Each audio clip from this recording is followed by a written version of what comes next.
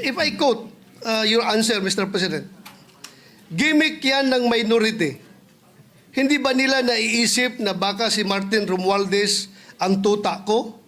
Makabintang sila porque pinagbigyan ko yung TRICOM, tuta na ako. May ginawa ba akong illegal? Yung request ng House of Representatives, illegal? Hindi. Ang gusto ninyo, awayin ko yung House of Representatives on day one. Mamatay sila sa sama ng loob. So, malungkot lang ito, dalawang punto, Mr. President. Unang-una, yung mamatay sila sa sama ng loob. Kami, Mr. President, hindi mo po kami mapatay sa sama ng loob dahil hindi na po masama ang loob namin dahil tanggap na namin na kami ang minority. Ang kinasama lang ng loob namin is, bakit kailangan pang patayin kami sa sama ng loob? Hindi na po masama ang loob namin. Tanggap na namin na kami minority. At pangalawang punto, Mr. President, gimmick lang ng minority yan.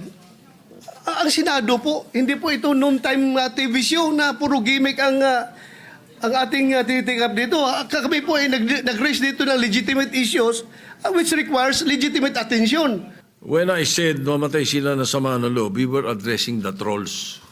Because it was the trolls who were saying something to that effect. Na misunderstood nila completely. No? I'm not supposed to do this. I'm not supposed to answer you here in the rostrum, but I cannot help but do that because you took the floor and parang sinisita mo yung Senate President, which is very unparliamentary. But nevertheless, I will answer you. Ano?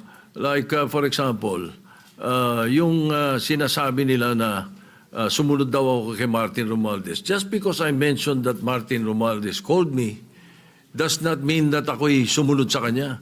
The request was coming from the House of Representatives. And the request was to retain Hernandez in the Congress.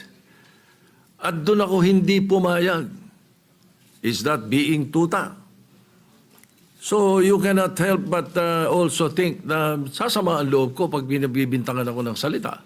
Hindi po ba? So, ayun. Anyway, mabuti na yung masagot natin yan. At sinasabi ko sa kanila, yung mga trolls, yung mga sinasagot namin.